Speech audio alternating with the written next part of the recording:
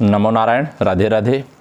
श्रीमद् भगवद गीता के तृतीय अध्याय के 19वें श्लोक में, जिसे कर्मयोग का सिद्धांत कहते हैं, भगवान श्री कृष्ण अर्जुन से कहते हैं, तस्मादशक्तः संततं कार्यं कर्म समाचर, अशक्तो ह्याचरन् कर्म परमाप्नोति पुरुषः।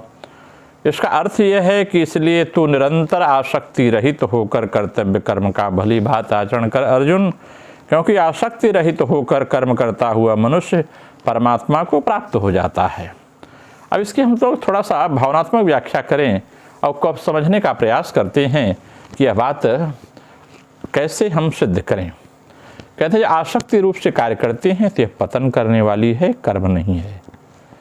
आसक्ति के कारण ही मनुष्य शरीर, इंद्रियां, मन, बुद्धि आदि जड़ पदार्थों से अपना संबंध मान लेता है, और जब संबंध मान लेता है तो अपने लिए आराम, सुख, भोग के लिए तरह तरह के कर्म करता है और कर्म करता है। इस प्रकार जड़ता से आसक्ति पर माना हुआ संबंध ही मनुष्य के बारंबार जन्म मरण का कारण होता है। आसक्ति रहित होकर कर्म करने से जड़ता से संबंध विच्छेद हो जाता है। आसक्ति वाला मनुष्य दूसरों के हित में लिए कार्य नहीं कर सकता है। अपने लिए ही कर्म किए हैं, उसको अपने ही सुख भोग और संग्रह में लगाया है। इसलिए संसार का हमारे पर ऋण है, जिसे उतारने के लिए संसार के हित के लिए कर्म करना है। अपने लिए फल की कामना रखकर कर्म करने से पुराना ऋण तो समाप्त होता नहीं, नया ऋण उत्पन्न हो जाता है और ऋण से मुक्त होने के लिए बार बार इस संसार में आना पड़ता है। केवल दूसरों के हित के लिए कर्म करने से पुराना ऋण समाप्त हो जाता है और अपने लिए कुछ न करने के कारण कुछ न चाहने से नया ऋण उत्पन्न नहीं होता। इस तरह जब पुराना ऋण समाप्त हो जाता है और नया ऋण उत्पन्न नहीं होता, तब बंधन का कोई कारण न रहने से मनुष्य स्वतः मुक्त हो जाता है। कोई भी कर्म निरंतर नहीं करता, पर आसक्ति अंतःकरण में निरंतर रहा करती है। इसलिए भगवान सततम अशक्तः पदों में निरंतर आसक्ति रहित होने के लिए कहते हैं। मेरे को कहीं भी आसक्ति नहीं होना है, ऐसी जागृति साधक को निरंतर रखनी चाहिए। कर्तव्य उसे कहते हैं, कार्य माने कर्तव्य उसे कहते हैं जिसको कर सकते हैं और जिसको अवश्य करना चाहिए। दूसरे शब्दों में कर्तव्य का अर्थ होता है अपने स्वार्थ का त्याग करके दूसरों के हित करना, अर्थात दूसरों की उस शास्त्र विहित न्यायुक्त मांग को पूरा करना, जिसे पूरा करने की सामर्थ्य हमारे में है।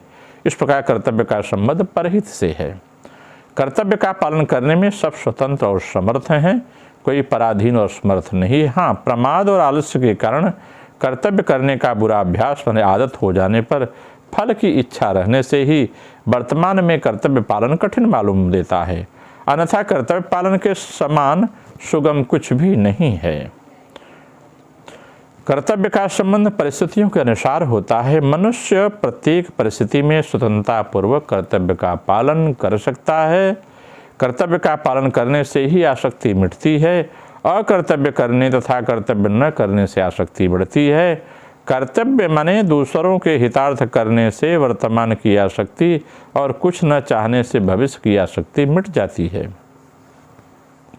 कहते हैं वर्ण, आश्रम, प्रकृति माने स्वभाव और परिस्थिति के अनुसार जिस मनुष्य के लिए जो कर्म कर्तव्य बताया गया है, अवसर प्राप्त होने पर उसके लिए वही सहज कर्म है। सहज कर्म में यदि कोई दोष दिखाई दे तो भी उसका त्याग नहीं करना चाहिए, क्योंकि सहज कर्म को करता हुआ मनुष्य पाप को प्राप्त नहीं होता। इसलिए यहाँ भगवान अर्जुन से मानो यह कह रहे हैं कि तू क्षत्रिय है, युद्ध करना घोर भले दिख रहा है, तेरा सहज कर्म है, घोर कर्म नहीं। अतः सामने आए हुए सहज कर्म को अनासक्त होकर कर देना चाहिए। अनासक्त होने पर भी समता प्राप्त होती है। अब इसकी विशेष भावार्थ अब तक के प्रसंगों का लिया जाए तो यह बात स्पष्ट होती है कि जब जीव मनुष्य योनि में जन्म लेता है तब उसको शरीर, धन, जमीन, मकान, सामग्री, पैसा, वैभव, परिवार सब मिलता है, और जब यहाँ से जाता है तो सारी सामग्रियाँ छूट जाती हैं। इस सीधी सादी बात से यह सहज सिद्ध होता है कि शरीर आदि सब सामग्री मिली हुई है, अपनी नहीं है। जैसे मनुष्य काम करने के लिए किसी कार्यालय ऑफिस से जाता है तो उसे कुर्सी, मेज, पेन, कागज, कलम, कंप्यूटर सब कुछ सामग्री कार्यालय की तरफ से मिलती है काम करने के लिए, अपनी मानकर घर ले जाने के लिए वह नहीं मिलता है। ऐसे ही मनुष्य को संसार में शरीर आदि सब सामग्री संसार का काम करने के लिए मिला है, अपनी मानने के लिए नहीं मिला है। मनुष्य तत्परता और स्वापूर्वक कार्यालय का काम करता है तो उस काम के बदले उसे वेतन मिलता है। काम कार्यालय के लिए होता है और वेतन अपने लिए होता है। उसी प्रकार संसार के लिए ही सब काम करने से संसार से संबंध विच्छेद हो जाता है और योग माने परमात्मा के साथ अपना निकट संबंध का अनुभव हो जाता है। कर्म और योग दोनों मिलकर कर्म योग कहलाता है। कर्म संसार के लिए है और योग अपने लिए है। योग ही मानो आपका वेतन है। संसार साधन का क्षेत्र है। यहाँ प्रत्येक सामग्री साधना के लिए मिलती है, भोग और संग्रह के लिए कदापि नहीं मिलती। सांसारिक सामग्री अपनी और अपने लिए है ही नहीं।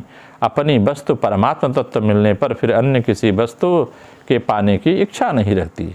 परंतु सांसारिक वस्तुएं चाहे जितनी प्राप्त हो जाए, चाहे जितनी मात्रा में प्राप्त हो जाएं, उन्हें पाने की इच्छा कभी नहीं मिटती बल्कि और बढ़ती है।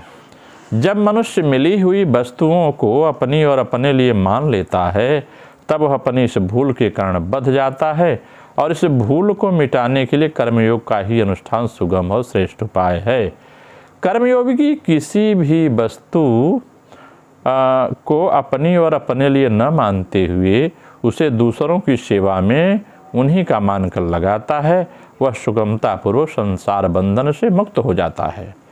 कर्म तो सभी प्राणी करते हैं, पर साधारण प्राणी कर्मयोगी के द्वारा किए कर्मों का में बड़ा भारी अंतर होता है। साधारण मनुष्य कर्मी आसक्ति, ममता, कामना आदि के साथ में रख के काम करता है और कर्मयोगी आसक्ति, ममता, कामना छोड़कर कर्म करता है।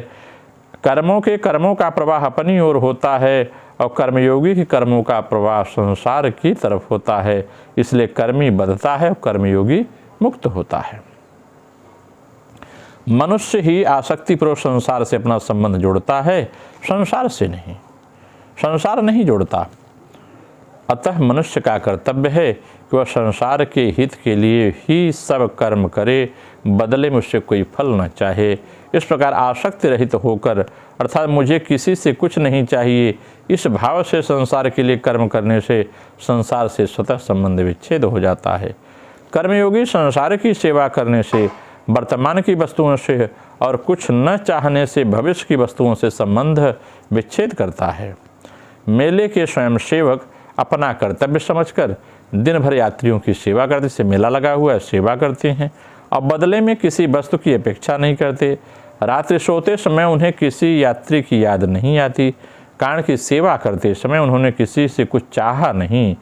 इसी प्रकार सेवा भाव से दूसरों के लिए सब कर्म करता है, किसी से मान बड़ाई कुछ नहीं चाहता, तब उसे संसार की याद नहीं आती। वह सुगमतापूर्वक संसार बंधन से मुक्त हो जाता है। कभी कभी एक शंका होती है इस विषय में कि कर्म करते हुए कर्मयोगी का कर्तृत्व अभिमान कैसे मिट सकता है, क्योंकि कर्तृत्व का अभिमान मिटे बिना परमात्मा का अनुभव नहीं हो सकता। इसका समाधान यह है कि साधारण मनुष्य सभी कर्म अपने लिए करते हैं। अपने लिए कर्म करने से मनुष्य में कर्तृत्व का अभिमान होता है। कर्मयोगी कोई भी क्रिया अपने लिए नहीं करता, वह ऐसा मानता है कि संसार से शरीर, इंद्रियां, मन, बुद्धि, पदार्थ रूपे जो भी सामग्री मिली है वह सब संसार की है, अपनी नहीं है। और वह जब कभी अवसर मिलता है तभी वह सामग्री, समय, सामर्थ्य आदि को संसार की सेवा में लगा देता है। उसको संसार की सेवा में लगाते हुए कर्मयोगी ऐसा मानता है कि संसार की वस्तु ही संसार की सेवा में लगा रहा हूँ, अर्थात सामग्री, समय, सामर्थ्य आदि उन्हीं के हैं, उनकी सेवा हो रही है। ऐसा मानने से करने का अभिमान नहीं रहता। तेरा तुझको अर्पण क्या लागे मेरा, यह भाव कर्मयोगी का होता है। कर्तृत्व के कारण भोक्तृत्व। कर्मयोगी भोग की आशा कर रखकर कर्म करता ही नहीं है। भोग की आशा वाला मनुष्य कर्मयोगी नहीं होता। जैसे अपने हाथों से अपना ही मुख धोने पर भाव नहीं आता कि मैंने कोई उपकार किया है, क्योंकि मनुष्य हाथ और मुंह दोनों को अपने ही अंग मानता है। ऐसे ही कर्मयोगी संसार, शरीर को संसार का ही अंग मानता है। अतः यदि अंग ने अंग की सेवा की है उस पर कर्तव्य अभिमान कैसा। कहते हैं कर्मयोगी जिस उद्देश्य से परमात्मा की प्राप्ति के लिए सब कर्म करता है उसमें कर्तृत्वाभिमान अथवा कर्तृत्वपन नहीं है, तब प्रत्येक क्रिया की आदि और अंत में उस उद्देश्य के साथ एकता का अनुभव होने के कारण कर्मयोगी में कर्तृत्व का अभिमान नहीं रहता है। कर्मयोगी सभी क्रियाएं उसी प्रकार से करता है जिस भाव से नाटक में एक स्वांगधारी पात्र करता है। जैसे नाटक के हरिश्चंद्र स्वांग नाटक के लिए करते हैं और नाटक समाप्त होने पर हरिश्चंद्र रूप स्वांग का स्वांग के रूप साथ भी त्याग हो जाता है। ऐसे ही कर्मयोगी कर्तापन भी स्वांग के समान केवल क्रिया करने तक सीमित रहता है। जैसे नाटक हरिश्चंद्र बना हुआ व्यक्ति हरिश्चंद्र की सब क्रियाएं करते हुए वास्तव में अपने को उन क्रियाओं का कर्ता नहीं मानता है, ऐसे ही कर्मयोगी शास्त्र विहित संपूर्ण कर्मों को करते हुए भी वास्तव में अपने को उन क्रियाओं का कर्ता नहीं मानता। कर्मयोगी शरीर आदि सब पदार्थों को स्वांग की तरह अपना और अपने लिए न मानकर संसार की मानते हुए संसार की ही सेवा में लगाता है। अतः किसी भी अवस्था में कर्मयोगी में किंचन मात्र भी कर्तृत्व का अभिमान नहीं रहता है। कर्मयोगी व्यक्ति, दूसरी बात यह है, यदि वास्तविकता में देखा जाए तो एक झूला होता है। जैसे हम लोग कभी झूला कुछ के रूप में समझते हैं कि परमात्मा की प्राप्ति के साथ प्राणी मात्र की सदस्यता एकता है। साधक को यह भूल होती है कि वास्तविकता की तरफ ध्यान नहीं देता। जैसे झूला कितनी ही तेजी से आगे पीछे क्यों न जाए, हर बार वह समता सम स्थिति में आता है। जहाँ से झूले की रस्सी बंधी है उसकी सीधे में आगे पीछे जाते समय एक बार आता ही है। उसी प्रकार प्रत्येक क्रिया के बाद अक्रिय अवस्था समता आती है। दूसरे शब्दों में कहें तो क्रिया के अंत तथा दूसरी क्रिया के आरंभ के बीच प्रत्येक संकल्प तथा विकल्प के बीच समता रहती है। दूसरी बात, अगर वास्तविक दृष्टि से देखा जाए तो झूला चलते हुए विषम दिखने पर भी निरंतर समता में ही रहता है। झूला आगे से पीछे जाते समय भी निरंतर जहाँ से झूले की रस्सी बंधी है उसके सीधे में ही रहता है। इसी प्रकार जीव भी प्रत्येक क्रिया में समता में स्थित रहता है। परमात्मा उसकी एक निरंतरता रहती है। क्रिया करते समय समता में स्थित न दिखने पर भी वास्तव में उस समता में ही रहता है। जिसका कोई अनुभव करना चाहे तो क्रिया समाप्त होते ही उस समता का अनुभव हो जाता है। यदि साधक इस विषय में निरंतर सावधान रहे तो उसे निरंतर रहने वाली समता या परमात्मा से अपनी एकता का अनुभव हो जाता है, जहाँ कर्तृत्व का अभिमान नहीं रहता है। इसलिए माने हुए कर्तृत्वाभिमान को मिटाने के लिए प्रतीति और प्राप्त का भेद समझ लेना आवश्यक है। जो दिखता है पर मिलता नहीं उसे प्रतीति कहते हैं, और जो मिलता है पर दिखता नहीं उसे प्राप्त कहते हैं। देखने सुनने आदि में आने वाला प्रतिक्षण परिवर्तन संसार प्रतीति है। सर्वत्र नित्य परिपूर्ण परमात्म तत्व प्राप्त है। परमात्म तत्व ब्रह्म से चीटी पर्यंत सबको समान रूप से स्वतः प्राप्त है। अगर हम इसकी आध्यात्मिक व्याख्या करें, क्रिया योग में व्याख्या करें तो एक बात स्पष्ट होती है, जो कर्मयोगियों के लिए मतलब क्रिया करनी पड़ेगी वह भी फल आकांक्षा रहित होकर करनी होगी। फलाकांक्षा करने से अभ्यास में हम लोगों को बहुत दिन लग जाते हैं कि मुझे ये सिद्धि मिलेगी तो ये प्राप्त करूँ। नहीं, आप करते रहिए, जो भाव आए हटाते हुए आगे बढ़ते चलिए। देह के अभिमान और विषयों के अत्यंत आसक्ति के कारण ऐसा होता है। क्रिया करते हुए भी हम में से बहुतेरे फल की आकांक्षा करते हैं। कारण ही ऐसा होता है, क्रिया करते हुए भी हम में से जो आकांक्षा है शरीर ठीक रहेगा, अधिक दिन जिएंगे, उसके सिवा क्रिया करते अनेक अद्भुत दर्शन होंगे, श्रवण होंगे। ये आकांक्षाएं क्रियावानों का हुआ करती हैं। इसके लिए हमें थोड़ा विचार करना है। शब्द स्पर्श रूप रस गंध के लोभ में तो अनेक जन्म कट गए भैया। अब भी इन वस्तुओं की माया के जाल को हम नहीं काट सकते, परंतु जिस प्रकार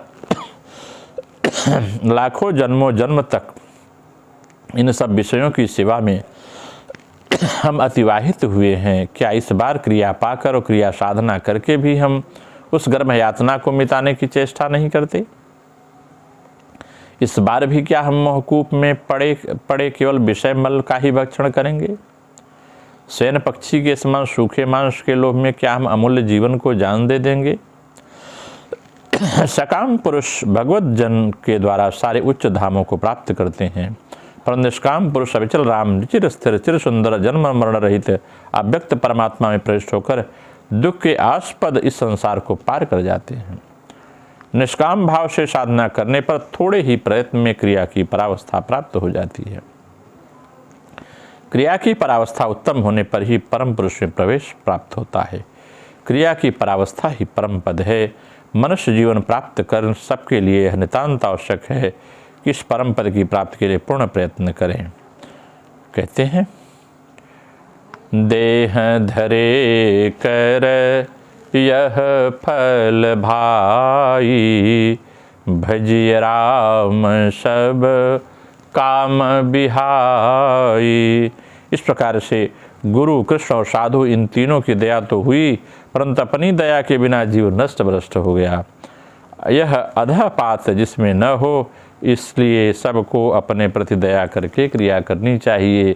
अगर हम क्रिया की परावस्था, भगवत तत्व का चिंतन, आत्मदर्शन नहीं कर पाते, क्रिया की परावस्था में नहीं जाते, तो हम अपने को नरक में भेज देते हैं। फिर ये जीव बार बार इस सृष्टि में आता जाता रहता है। इसलिए हमारे जो भी प्रेमी चिंतकगण हैं उनको विचार करना चाहिए कि संसार के कार्य आप करिए, लेकिन उस पर आसक्ति न रहे, बस करना है। ये जो हमारे परिवार के लोग हैं, समाज के लोग हैं, नौकर चाकर इत्यादि हैं, सेवक पुरजन परिजन हैं, हम इनको सेवा भाव से कार्य करें। बस हमारा कार्य है दूसरों के लिए कुछ करना।